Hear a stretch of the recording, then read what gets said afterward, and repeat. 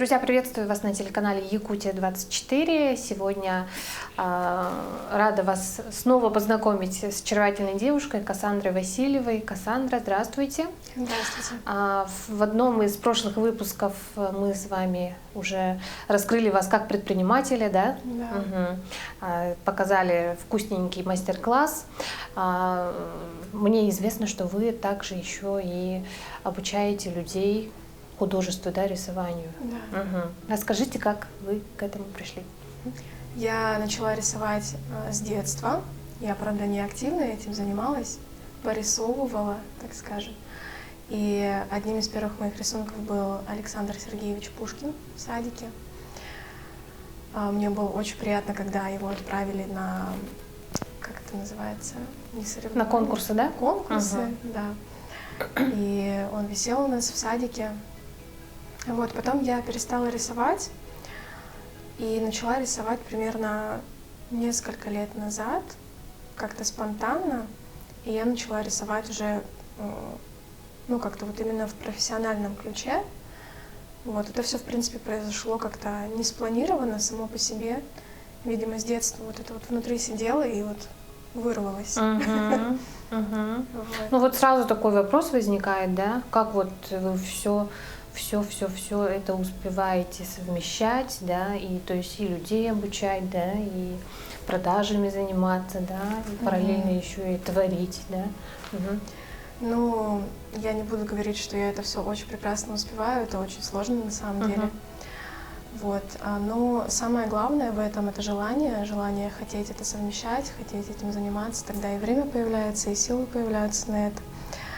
Вот, ну, грамотное распоряжение своим временем — это один из ключей для творческих людей, наверное, в целом.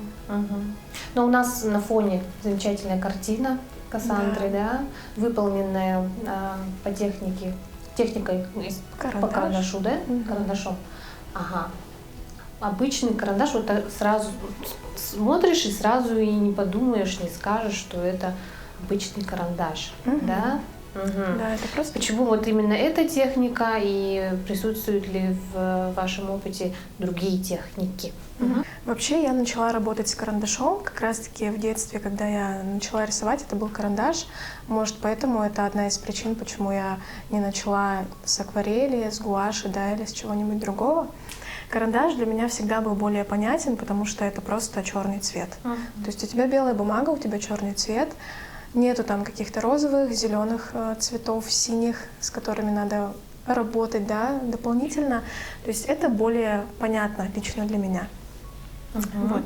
И я просто эту технику с годами совершенствовала, чтобы добиться, да, такого результата, потому что здесь, как мы видим, можно, да, обратить внимание, что здесь это понятно, что это очевидно черный цвет, а здесь мы, допустим, видим его как серый.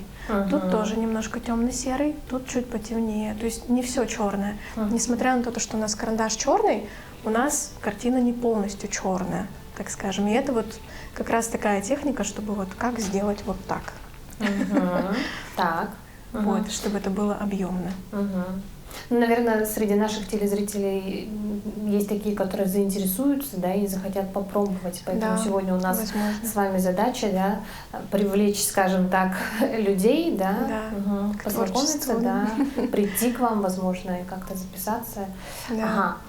Насколько это сложно, несложно, какие правила, я думаю, сейчас не раскрывая всех фишечек, я думаю, вы сможете вкратце, так скажем, в общем, рассказать, какие есть моменты в этой технике конкретно. Вообще, когда мы хотим что-то нарисовать, мы это делаем на чем-то, да? То есть, если это карандаш, то это по-любому, это в любом случае не холст. Вот. И тут у нас для примера лежит бумага. Это просто бумага, не какая-то специальная. И сначала нам нужно определиться, так как мы понимаем, что мы рисуем карандашом, нам нужен материал. Материал у нас есть, и мы дальше определяемся с тем, что мы хотим нарисовать. То есть, допустим, если представим, что я хочу нарисовать, допустим, этот же портрет, ну просто на таком формате, да, как мне вообще перенести его сюда, как мне понять, откуда он вообще будет начинаться, где будут располагаться глаза, где будет располагаться вообще здесь нос, потому что тут мы видим только пустоту. Вот, поэтому самое главное — это расположение нашего объекта на плоскости. Вот, и можно, да, вот это вот так повернуть для наглядности. Представим, что наш лист — это уменьшенная форма вот этой картины. То есть мы примерно смотрим, да, мы понимаем, что вот даже можно для наглядности, знаете, вот так вот разделить. Я возьму карандаш даже потолще. Давайте я так разделю. Прям вот так. Тогда мы уже меньше боимся этой площади, потому что мы видим тут 4 сектора. Это уже не так страшно. Площадь уменьшилась. Вот. И визуально мы с вами смотрим, да, что вот, допустим, возьмем глаз. Мы видим глаз, мы точно понимаем, что он не в этом секторе будет находиться и не в этом. То есть мы все равно примерно предполагаем, что этот глаз — это у нас, ну, где-то, наверное, в этой стороне. Дальше мы видим, допустим, пучок волос, да. Мы тоже с вами ориентируемся, что это будет не где-то там вот здесь, да, или тут тем более. Это у нас примерно где-то вот в этом районе. То есть таким образом мы начинаем складывать картинку. Здесь не обязательно точь-в-точь с первого раза нарисовать все правильно. Главное сориентироваться вообще, что где находится, да. Вот. Если взять упрощенный вариант, то мы видим, что это, скорее всего, круг. И он будет у нас где-то вот здесь. Примерно так. Делаем наброски. Если вы там сместитесь немножко на 2 сантиметра влево, вправо, это ничего страшного, мы просто делаем набросок, эскиз. Это называется эскиз. Вот, хвостик у нас примерно будет где-то здесь. Тут он у нас свисает. Нос у нас будет примерно находиться где-то тут. Здесь у нас будет глаз, бровь. И пойдет шея. Шея у нас пойдет сюда. Вот, то есть примерно так. Это основа, азы того, как вообще расположить свой предмет на листе.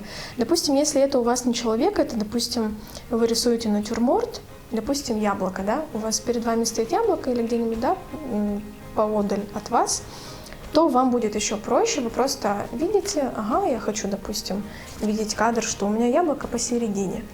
И вы просто рисуете яблоко посередине, дальше уже дело деталей. Вот. Следующим этапом в успешном рисунке карандашом будут тени. То есть, как мы уже говорили, да, мы рисуем карандашом, у нас черного цвета.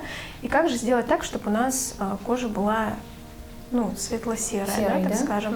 Потому что мы вот здесь, допустим, четко можем видеть разницу, что кожа точно не такого же цвета, как наша бумага. Для этого мы используем наш карандаш. Вообще, сразу сейчас скажу о карандашах, потому что сейчас это будет играть решающую роль в том, что мы будем делать. Карандаши разделяются по, проще говоря, по толщине. То есть здесь, где это справа, да, получается, есть маркировка толщины грифеля. Мы можем увидеть, они даже вот отличаются, да, если заметите, по цветам. Здесь у нас написано 6B. Допустим, в карандаше, который не такой черный, да, у которого корпус посветлее, написано 3B.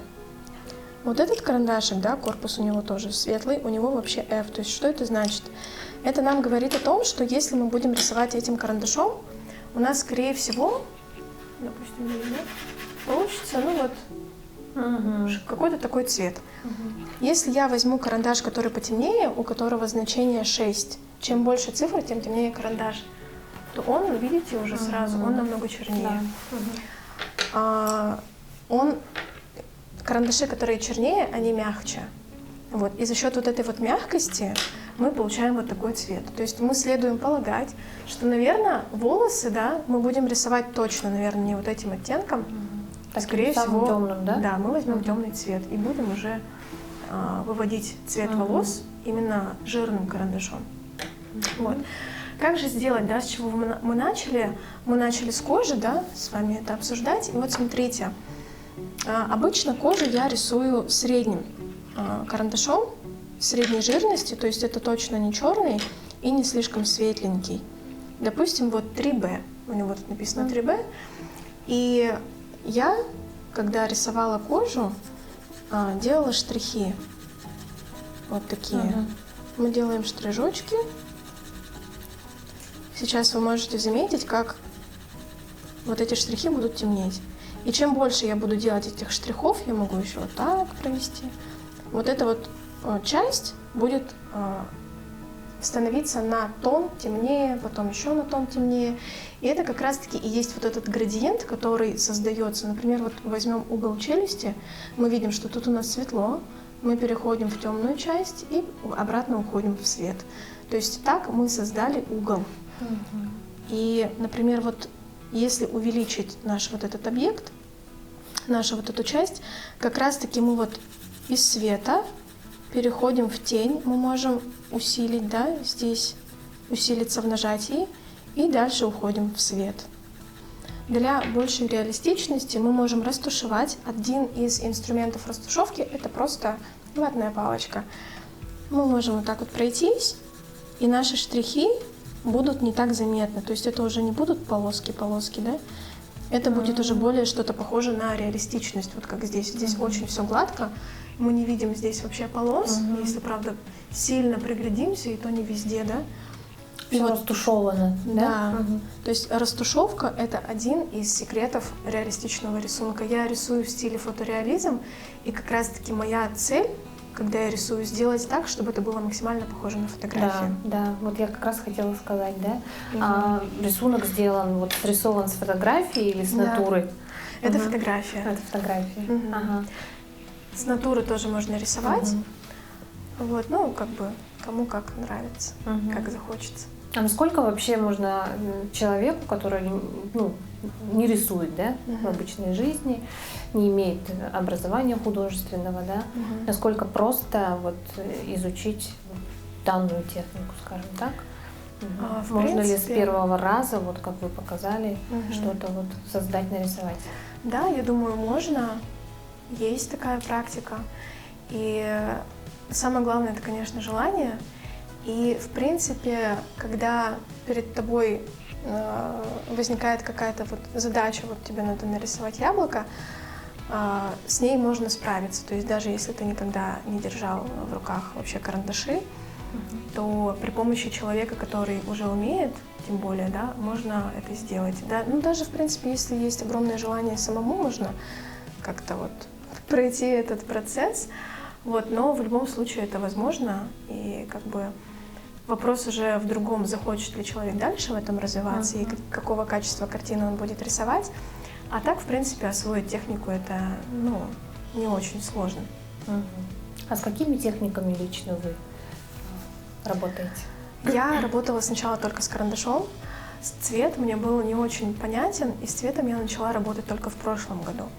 Я начала работать с акрилом, с гуашью, с акварелью. Акварель, говорят, это самая сложная техника, одна из, вот, так как она очень такая полупрозрачная, и с ней надо очень аккуратно, особенно при смешивании цветов, потому что все может превратиться в серо-буро-малиновый цвет.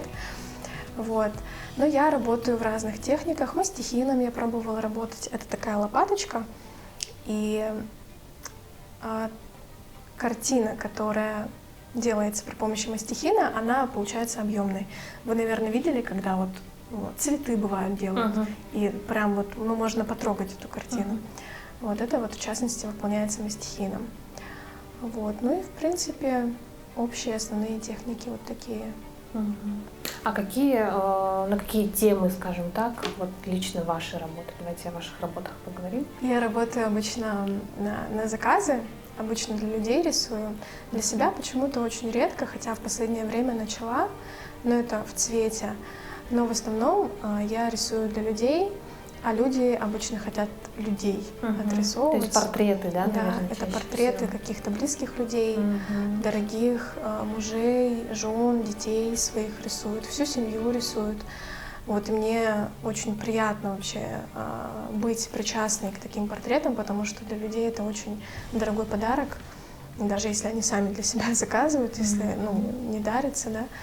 Вот, поэтому это очень круто, что вообще я благодарна, что я умею рисовать такие работы и доставлять радость людям. Вот, и поэтому в основном это портреты людей, выполненные карандашом. В основном это такие работы. Насколько вот часто они вот такие объемные, допустим, да? Ага. Ну, в основном это формат А4, может быть А2, А3. Вот такие большие работы, это моя, кажется, одна работа в таком формате. Я рисовала ее для себя, можно так сказать, для своей семьи. Вот. А сколько ушло, если не секрет, по времени, да? Сколько потребовалось? На самом деле, я думала, что потребуется больше времени, чем потребовалось. Потребовалось 3 дня. Обычно, когда мне заказывают портрет на формате А4, я могу рисовать его 3 дня. И когда я начинала рисовать этот портрет, я просто логически предполагала, что, ну, если я тут рисую, да, 3 дня, здесь, наверное, я буду рисовать не 10, может, полмесяца. Но получилось так, что этот портрет очень легко пошел, и я очень быстро его нарисовала. Вот. Ага. Ну и мы также говорили о мастер-классах, которые вы проводите, да, для желающих. Да. Кто чаще всего приходит и как вот можно записаться, да, наверное? Вообще приходят на самом деле самые разные люди, потому что желание рисовать возникает вообще у всех. И это независимо от возраста, это может быть ребенок, которому, да, интересно поработать с красками, почувствовать краски. Это может быть какая-то молодая девушка, которая хочет, да, сделать своему парню подарок. Или это может быть девочка 12 лет, которая хочет нарисовать карандашом портрет для мамы, например, да. То есть это абсолютно разные возраста. И как бы уровень опыта не важен. То есть люди, которые приходят, они уже априори хотят. То есть у них уже желание, есть да? желание, да. Это самое главное, да? Поэтому с этим легче работать. И у них все получается. Ну, как-то вас можно найти, может быть, в социальных сетях, да? Да, можно найти по моему имени и фамилии в разных социальных сетях. Есть мой номер там тоже. Вот, буду рада. Кассандра, какие, может быть, у вас дальнейшие планы? Как-то в дальнейшем развиваться? Сейчас вот на первом месте, что у вас? Может, еще с какой-то стороны для нас раскроетесь новой? За вашими плечами достаточно много работ сделано, да, нарисовано, отрисовано. Какие-то, может быть, такие самые необычные работы, которые вы можете вспомнить? Может, какие-то случаи, связанные с работой? Потому что все, наверное, заказчики разные бывают, да? Одна, ну вот что мне сейчас вспоминается, это работы, когда я научилась работать с цветом, с красками в прошлом году, я начала рисовать картины на свободную продажу. Это был мой первый опыт. Раньше это все было на заказ, а тут я начала просто рисовать. То есть не для определенного человека, а вот, ну, кому понравится, тот и возьмет. И мои картины были первые на свободную продажу небольшого размера, грубо говоря, как А4. И я начала рисовать там, как это сказать, в мультяшном стиле, да, проще говоря. Мультяшки. Заяц мультяшный, слоника я нарисовала. Что-то у меня еще было. И вот эти картины, да, как ни странно, понравились людям. Это было очень приятно. И одни из этих картин люди брали в детскую, для совсем малюток. И формат как раз стилистика, в которой я рисовала, они были такие какие-то миленькие, светленькие, воздушные.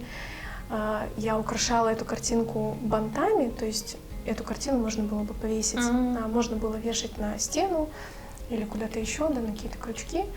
И это очень красиво выглядело. И вот мне вот запомнилось, что это было для меня просто уже какой-то другой формат. Если раньше я рисовала в фотореализме, то теперь это такая не то анимация, что-то такое мультяшное, Вот животные, зайки какие-то, да, с гигантской морковкой там он, кажется, стоял. Вот, это был интересный опыт. Хочу дальше тоже рисовать картины на свободную продажу. Ну, вообще творчество, как мы все знаем, от слова «творить», да, вы творите, и всегда у меня такой вопрос к творцам, откуда, может быть, черпаете вдохновение, да, откуда оно не всегда бывает, да, все мы это понимаем. Ага. Чем вот вдохновляетесь, может, кем-то вдохновляетесь или ищете музу? Так, ну это очень интересный вопрос, и я думаю, здесь все зависит от человека. Все равно все творческие люди очень разные. Кого-то вдохновляют какие-то сложные жизненные ситуации, да, им хочется, например, те люди, которые пишут песни, например, авторы, да, они же проживают какую-то ситуацию, и они с помощью этого выражают это в очень красивые слова, допустим, да. Вот кого-то, например, очень, наоборот, какие-то радостные события мотивируют, да. Но что касательно именно меня, я вот даже, если честно, затрудняюсь ответить на этот вопрос, но это, скорее всего, что-то позитивное, нежели какой-то опыт, да, сложный. Вот, меня, наверное, вдохновляют мои ценности, наверное. Я очень люблю эту жизнь, свою семью, у меня семья всегда в приоритете, я люблю свою работу. И вот само вот это вот просто все состояние, оно вот как-то вот может превращаться в какие-то красивые творения. Здорово. То есть любовь к жизни, да, наверное, любовь ко всему, наверное, как-то так, что да. есть. Но я думаю, что на этой прекрасной ноте мы и можем, да, завершить наш эфир. Кассандра, вам огромное спасибо за интересный мастер-класс. Я думаю, спасибо, что вы пришли. Нашим телезрителям понравится, может, кто-то заинтересуется, да? Может быть. Да, и раскроет в себе новые таланты. Ну, вам я желаю, конечно, всегда быть такой же вдохновленной, красивой. Спасибо большое. И, не знаю, раскрываться, наверное, все ярче и ярче в этой жизни. Ну, я думаю, что еще мы не раз увидимся с Кассандрой, потому что человек действительно интересный, разносторонний, и обязательно что-нибудь покажем вам еще. Оставайтесь на нашем телеканале. До встречи в эфире.